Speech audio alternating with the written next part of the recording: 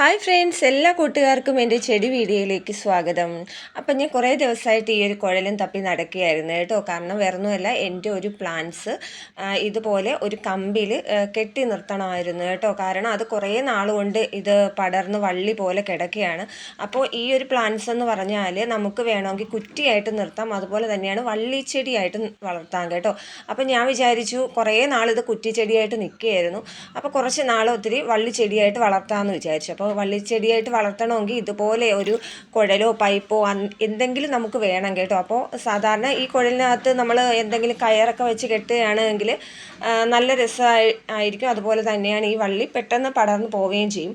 തൽക്കാലത്തേക്ക് എൻ്റെ കയ്യിൽ ഇപ്പോൾ കയറൊന്നും ഇല്ലാത്തതുകൊണ്ട് തന്നെ ഞാൻ ജസ്റ്റ് ഇതിനകത്തൊന്ന് നല്ല രീതിക്ക് തന്നെ ഊന്നി നിർത്തിയിട്ട് ഇതിനകത്ത് ഒന്ന് സെല്ലോ ടേപ്പോ വല്ലതും വെച്ച് ഒട്ടിച്ചു കൊടുക്കാനാണ് കേട്ടോ എൻ്റെ പ്ലാനായിട്ട്. അപ്പോൾ ഇതിനകത്ത് ഇറങ്ങി പോകാൻ ഭയങ്കര പാടായിരുന്നു. കാരണം കുറേ ഒരു 1.5 വർഷമായി കാണുമെന്ന് എനിക്ക് തോന്നുന്നു ഈ മണ്ണ് ഞാൻ ഇതിനകത്ത് നിറച്ചിട്ട്. അപ്പോൾ അതിനകത്തോട്ട് ഇറങ്ങാൻ ഭയങ്കര പാടുകൊണ്ട് വളരെ പണിപ്പെട്ടാണ് ഞാൻ ഈ ഒരു കുഴൽ അതിനകത്തോട്ട് ഇറക്കിയത് കേട്ടോ. അപ്പോൾ ഞാൻ ഇതിനിടയ്ക്ക് വെച്ചിട്ടൊക്കെ ഇതിൻ്റെ വള്ളി ഇങ്ങനെ വളർന്നു വരുമ്പോഴത്തേക്കും ഞാൻ വെട്ടിയും അതുപോലെ തന്നെ ഞാൻ നുള്ളിയൊക്കെ കൊടുക്കുമായിരുന്നു. പക്ഷെ എന്താണെന്നറിയില്ല, ഇപ്പം ഈ അടുത്ത കാലമായിട്ട് ശരിക്കും പെട്ടെന്ന് തന്നെ വളരുന്നുണ്ട് കേട്ടോ. അപ്പം ഞാൻ വിചാരിച്ചു എന്തായാലും ഇതിങ്ങനെ ഒരു കുഴലോ ഒരു കമ്പോ എടുത്തിട്ട് അതിനകത്തോട്ട് പടർത്തി വിടാം, അത് നല്ല രസമായിരിക്കുമെന്ന് എനിക്ക് തോന്നി കേട്ടോ.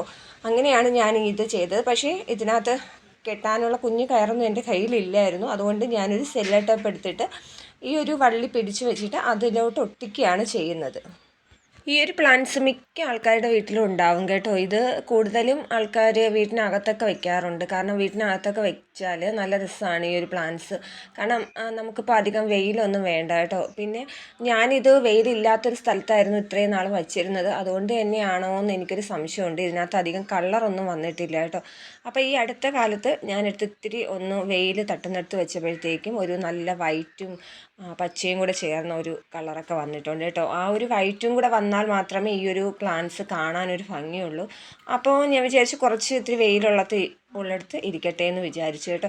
അപ്പോൾ കുറച്ച് നാളുകൾ കഴിഞ്ഞ് ഇതിനകത്ത് ഇങ്ങനെ നമ്മൾ ചുറ്റിയിടുമ്പോൾ ഭംഗിയുണ്ട് എങ്കിൽ ഈ കുഴൽ ഞാൻ ഇതുപോലെ തന്നെ വച്ചേക്കും. ഇല്ലയെന്നുണ്ടെങ്കിൽ ഞാനെടുത്ത് മാറ്റിയിട്ട് ഇത് കുറ്റിച്ചെടിയായിട്ട് തന്നെ വളർത്തും.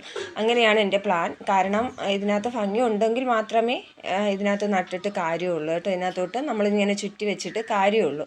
പക്ഷേ കുറച്ച് കയറുകൂടെ കിട്ടിയിരുന്നെങ്കിൽ നല്ല ഭംഗിയായിരുന്നു. കാരണം എന്താണെന്ന് വെച്ചാൽ കയറ് കെട്ടുമ്പോഴത്തേക്കും ഈ ഒരു കുഴൽ നല്ല കട്ടിക്ക് തന്നെ ഇരിക്കും കേട്ടോ. നല്ല കട്ടിയും അതുപോലെ തന്നെയാണ് വേരുകളെല്ലാം അതിനകത്ത് തന്നെ പിടിക്കുകയും ചെയ്യും.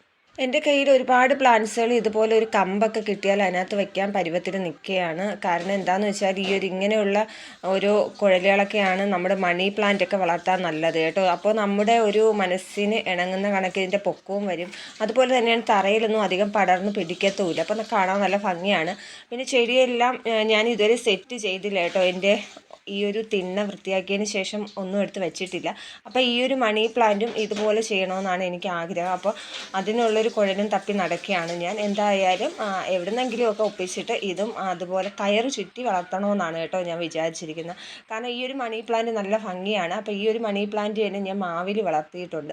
അതിൻ്റെ ഒരു വീഡിയോ ഞാൻ ഇട്ടിട്ടുണ്ടായിരുന്നു കേട്ടോ. അത് വലിയ ഇലയായിട്ടാണ് വരുന്നത്, എന്നാലും കുഞ്ഞിലയായിട്ട് നിൽക്കുമ്പോഴാണ് ഭംഗി. അപ്പോൾ ഈ ഒരു പ്ലാന്റ്സ് ഞാൻ തൂക്കിയിട്ടിരുന്നതാണ് കേട്ടോ. സംഭവം അതിൻ്റെ ഒരു കുഞ്ഞ് ആ ഒരു കയർ വർഷങ്ങളായിട്ട് അങ്ങനെ കിടക്കുന്നതുകൊണ്ട് തന്നെ അത് പൊട്ടി വീഴുകയാണ് ചെയ്തത്. ഭാഗ്യം പോലെ ആ ഒരു ചെടിയുടെ ചട്ടിക്ക് വലിയ കുഴപ്പമൊന്നും ഉണ്ടായില്ല. അതുകൊണ്ട് രക്ഷപ്പെട്ടു. ഞാൻ വീണ്ടും അത് അവിടെ തന്നെ എടുത്ത് തൂക്കിയിട്ടിട്ടുണ്ട് കേട്ടോ.